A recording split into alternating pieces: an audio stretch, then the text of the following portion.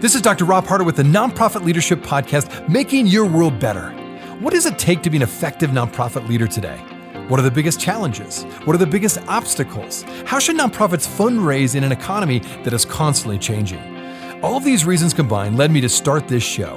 And it's my hope that through this series, people can learn not only what it takes to be an effective nonprofit organization, but to hear from effective leaders who are successfully making a positive impact in their communities. We hope you enjoy the show, as together we hear how they are making their world better. Welcome, everybody, to the Nonprofit Leadership Podcast. Today, this is a really important topic. I've had lots of guests on recently to talk all about AI, smart technology as well, and the impact on our nonprofit sector. Well, today is no different. And today, what we're going to be talking about specifically is the impact that AI is having on the workforce. In fact, there was recent research on the impact AI is having on the workforce across the board, but it definitely impacts the nonprofit sector, showing that first-rung positions across all sectors, including the tech sector even, will be the most impacted by AI. In other words, replacing human positions, if you will.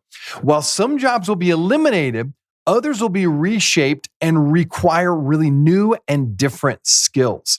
And so I feel like this is a trend that presents both opportunities and challenges for everybody across the board, but particularly those in the nonprofit sector, because we often have limited budgets, right? We have to maximize every dollar that comes through for a nonprofit organization. So today on the show to talk about this issue and really explore this a bit more is Bertina Ceccarelli. She is the CEO of NPower. In fact, if you recognize that name, she's been on the show before. She was on about 2 years ago, and she just does wonderful work there in NPower. And particularly when it comes to this issue of technology and AI and smart technology specifically, she really has done this. She's rolled up her sleeves. She's in it every day, and she's committed to figuring out ways for nonprofits, how you can utilize AI and smart technology to improve your nonprofit, to reach more people, and improve your own leadership, maximizing these great tools that AI provides. So I think you're going to really enjoy today's show. And I encourage you, if you have questions or if something really resonates with you, let me know. I love hearing back from you. So you can always email me at rob@robharder.com. Again, it's rob@robharder.com. Well, that's all for the intro. Now on to the show.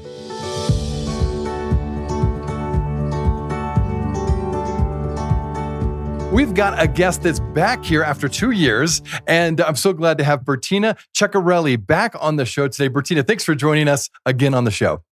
Oh, it is a great pleasure. Thank you for having me. Yeah, absolutely. Yeah, so as we were talking about right before we hit record, this is such a critical topic. And as I mentioned to you, I get so much feedback when anytime I talk about AI or smart technology of any type, that is something that it feels like my audience and my fellow nonprofit leaders are always talking about and they're very interested in.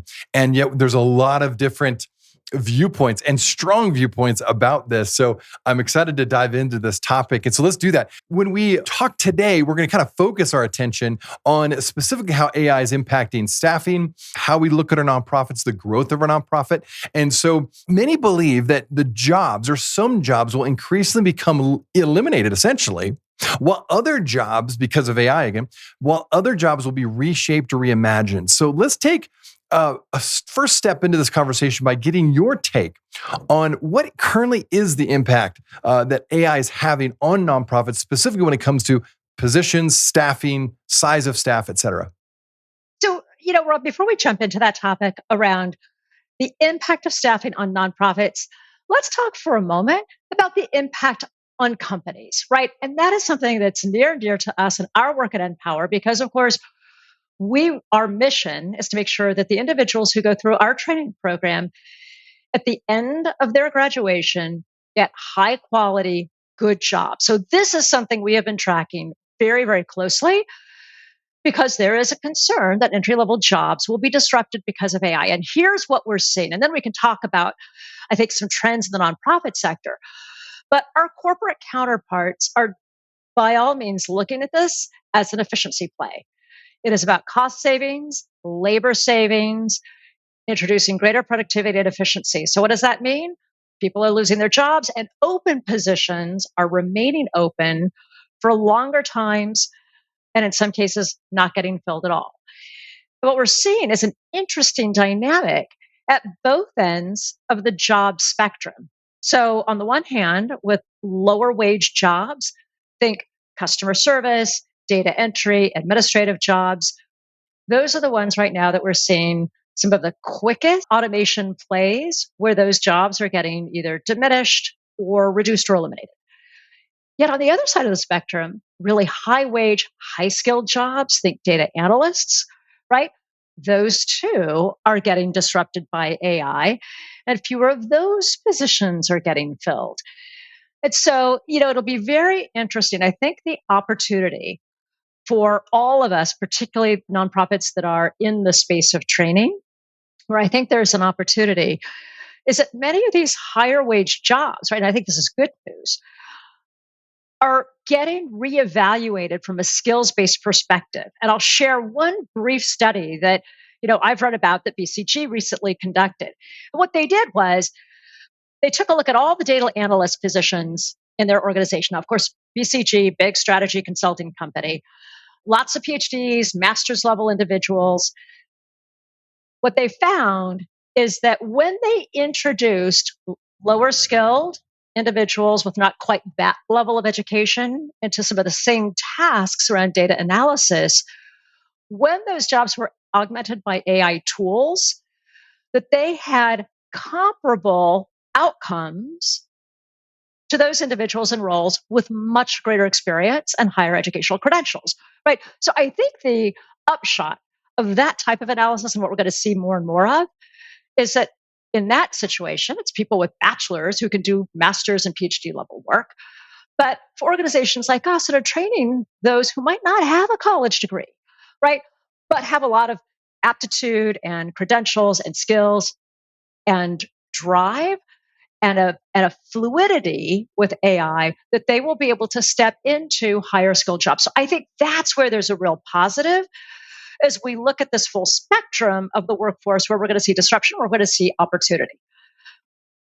That's excellent. No, and I think it's a really good distinction. And, I've had many people on the show talk about AI. And again, I just want to say for my listeners, the impact of AI is not necessarily just bad or it's just good, right? There is a lot more nuance to it. There'll be both challenges and opportunities, and you're already alluding to that. So what can we as nonprofit leaders really do to mitigate, now let's talk about the negative impact that AI could have on our sector. Let's start with that. What are the things that we can proactively do now to mitigate against those potential challenges that were not so positive for our nonprofit organizations? Yeah. So if we think about some of the trends that we're seeing with our corporate colleagues in the for-profit sector, with productivity and efficiency gains being the priority, I don't know of a single nonprofit, and certainly a leader in this seat or the head of HR, who feels that they've got room to cut. Right? I think most nonprofits run so thinly anyway. So where I think AI has one of the greatest benefits to the nonprofit sector is unleashing the human capital to do what humans do best, right? And for us at NPower, that means how can we take some of the rote and administrative work, might be entry into Salesforce, it might be some of the data analysis and reporting that we need to do. How can we free up the staff that we do have to spend more time with our students, to be able to lean into some of the social support services that are required? And by the way, increasingly required. How can we do a better job at the academic interventions that are required to ensure that our students stay on track and succeed in their certifications and complete the program? That's where I see a wholesale evaluation, right, of our staff's skill sets. In truth, this is not in any way going to reduce the number of people we need at NPower. But I think if we're smart about it and really evaluate ways that we can productively leverage AI, it will help us do more and it will help us be better at how we serve the students we serve today. I like that approach. And, I think one of the areas as I think about AI and how it's changing our nonprofit organizations that may be slight towards the negative side, potentially, depends on how you handle it, again, is how people make decisions. So in other words, if we allow AI or just smart technology in general begin to actually make decisions for people or for organizations, instead of being used by people to make better informed decisions, I think it's a really critical, line there you can draw. So let's talk about that. From your perspective, is this critical shift for leaning on AI empowering people, Or is it actually more empowering tech instead? Like, what have you seen really work, and where have you seen AI being used and or smart technology where people are actually just allowing it to take charge, so to speak, and make the decisions rather than the humans still making the decisions using the AI? Yeah, Rob, I think that's one of the questions of the day. And if you think back in time, right, any technology can be used irresponsibly and unethically. I think the difference with AI is just the magnitude and the pervasiveness. So we've got to be so careful about how we avoid introducing bias. And I think that's probably one of the overarching, most important considerations in any implementation of an AI platform. And for us, as we think about, so is AI empowering people or is it empowering technology? I think of the example of the admissions process at NPower. We could imagine a world where AI is tooled up to make the decisions about who gets in and who doesn't in our program. And what we've decided is there are some ways that we can train AI with really careful oversight and a chain of custody where we are at every step monitoring and evaluating how the model is getting built, but with human oversight.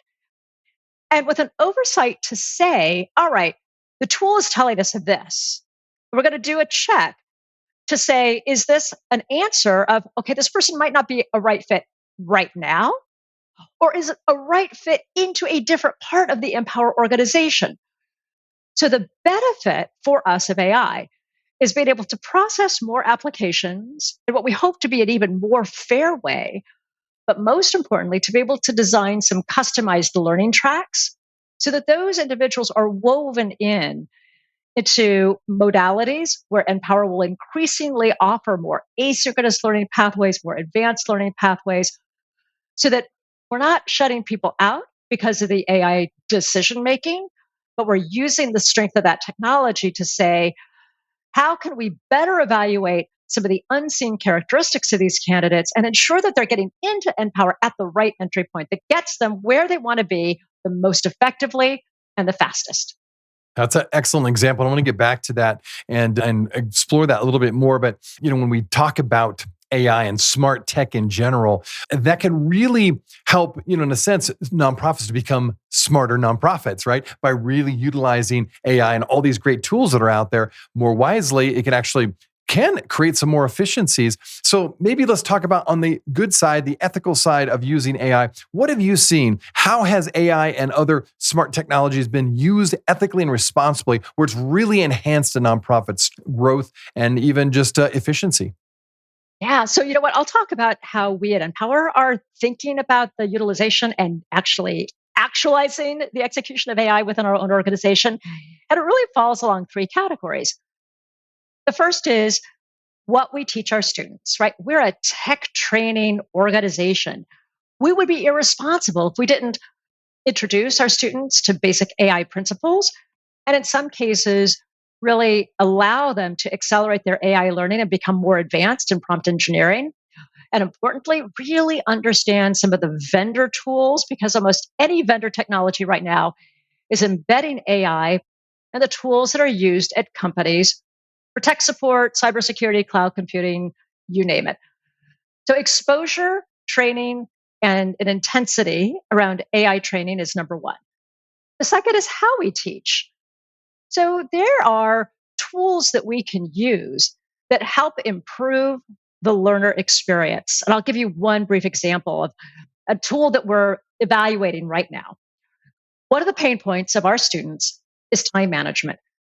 If you can imagine, the average Empower student is working one or two jobs, often has childcare responsibilities or maybe elder care responsibilities. It's just managing the class work, whether that's homework, whether it's labs, whether it's being in person, right at the class site itself. All those things can be really challenging. There are some great AI tools that will allow you to feed your schedule in, and the tool will say, "Hey, you got a 15-minute block here.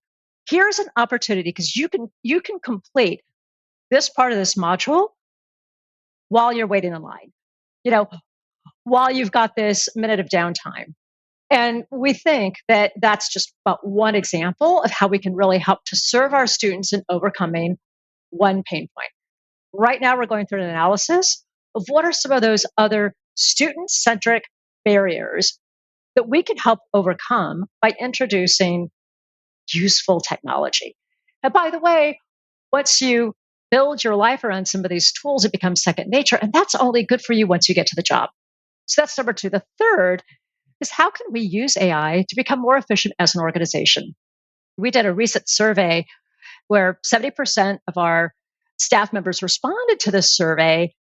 And of the respondents, over 82% of our staff members right now already are using AI at least once a week. 82%. And I'll tell you how they're using it. It's starting emails. You got a little bit of writer's block, right? ChatGPT is a great tool for helping you overcome that, helping to do donor research, helping to craft the outline of a donor proposal, doing data entry and analysis.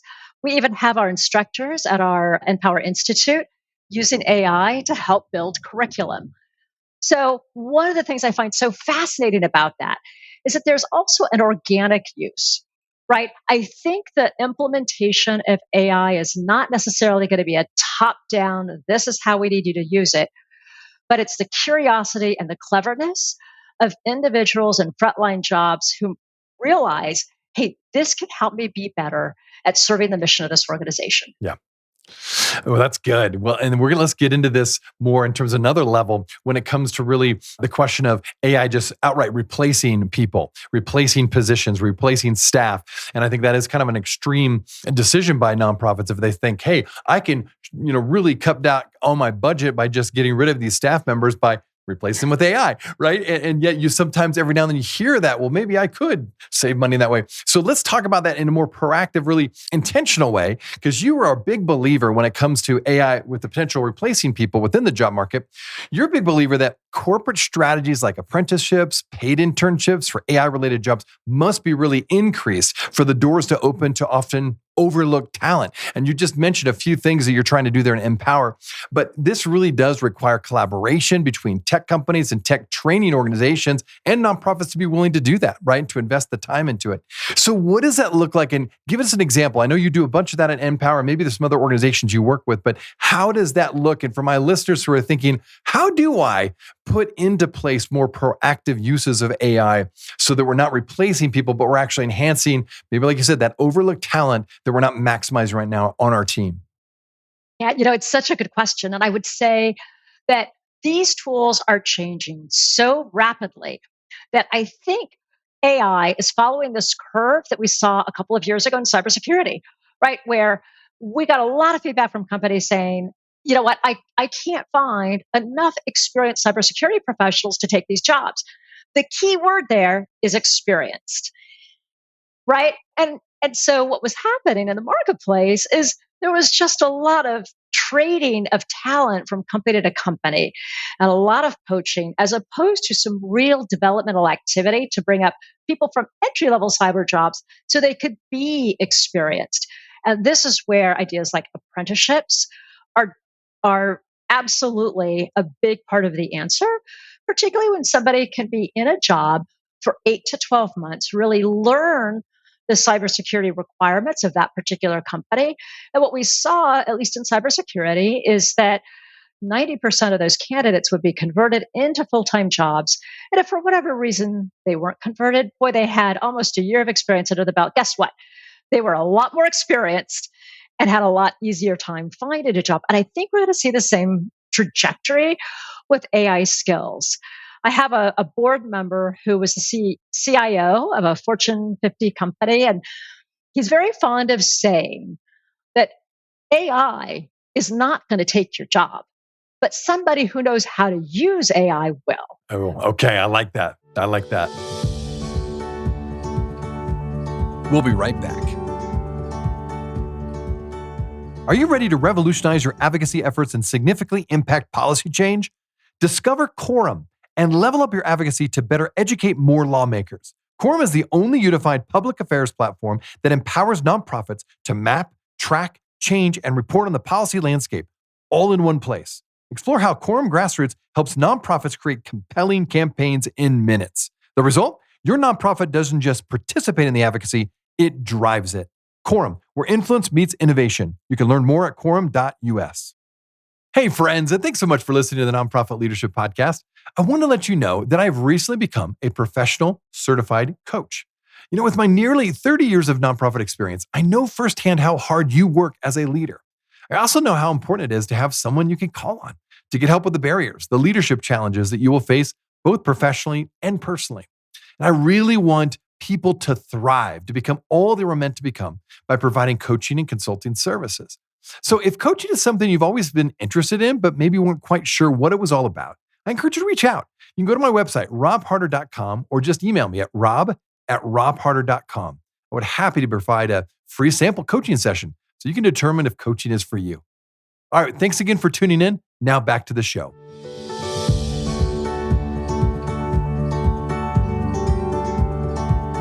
That's a good distinction. Well, and again, you've mentioned the company you run, of course, NPower. Your organization really is continuing to provide tech training for in-demand areas such as cloud and cyber security, as you mentioned. And they do provide middle-income starting wages. Tell us a little bit more about this. You've done this for a while. What is working from your point of view? I think the thing that is working the most is what happens in between the time somebody is recruited into NPower and the time that we launch their careers. And one of the things that we've really landed on, and I think this speaks to the importance of AI, we can do all the technical training we want to. And we have people who absorb the information, who learn the technical training. But the harder part is making sure that every single person who comes through NPower has the confidence and the belief in themselves that they can do this work. And there is no amount of AI that will necessarily convince you that that is the case until you get into that job and you get the positive reinforcement and there's a recognition, I can do this. We can help provide that support along the way throughout the training by inviting our corporate partners to mentor, to counsel and coach, to give presentations on what it's like to work at their company, to do site visits. All of these things boost the understanding that each and every person at NPower belongs at any one of the corporate employers that we work with, that they've got a seat at the table and that they can do this work. And I think when they're exposed to AI tools and technology, it just gives them further confidence because guess what? Oftentimes, they're ahead of their corporate peers once they do get into the jobs because they've got some of the latest and greatest information. Right. Oh, that's good. Well, all right. Another issue that gets brought up all the time when it comes to conversations about AI is the possibility for implicit bias being already built into the AI. And so when a nonprofit may use AI, then we've got to be aware of that potential bias that's built in there. You're a big proponent of getting public, private, and business leaders together, right, to collaborate in order to ensure that this new AI workforce really is inclusive, from the development of AI tools, of course, and the systems to the jobs required to manage them through the end users. So how is this best implemented? What have you seen? Give us an example of you at NPower or anybody else that you've worked with. How have you really looked at this carefully and worked with this and improved this? Yeah, I'll tell you one of the most important things is really understanding who is it that is training these models and what is the data that you're using. And I'll give you a really, I think, interesting example of an organization we partner with. And I just have the greatest respect for an organization called Upwardly Global.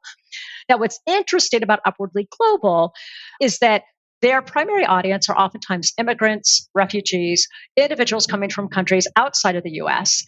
And they did an interesting experiment where part of what their mission is to help these individuals land productive jobs here in the US. But these individuals are coming to the US with credentials that oftentimes are not necessarily translatable to the US job market. And one example that the CEO is fond of talking about is a South African candidate who had a PhD in food security. They were piloting an AI tool to help their constituents be able to research jobs that might be likely fits for their backgrounds. And the AI tool that they piloted, this PhD in food security with 10 years of experience in food security research, was given administrative manager, right, as her top choice of a job, right? And so what that speaks to, I think, is an inadequacy, or at least the early days of some of these tools that are being built on maybe a conventional data set or an assumed data set that is not necessarily looking at the full scope of the populations it's designed to serve. So when we think about that application for NPower, and we're working in large cities across the country, we're working in smaller markets, we need to be careful that we're not training our models purely on large Fortune 50 company job demands, but that we're also looking at some of the government jobs in smaller municipal markets, that we're looking at small and medium sized businesses, that we're really beginning to build the tool to be able to tap into opportunities for our students across the board. So that's just, I think, one example. But most certainly it's something that we've got to be vigilant about.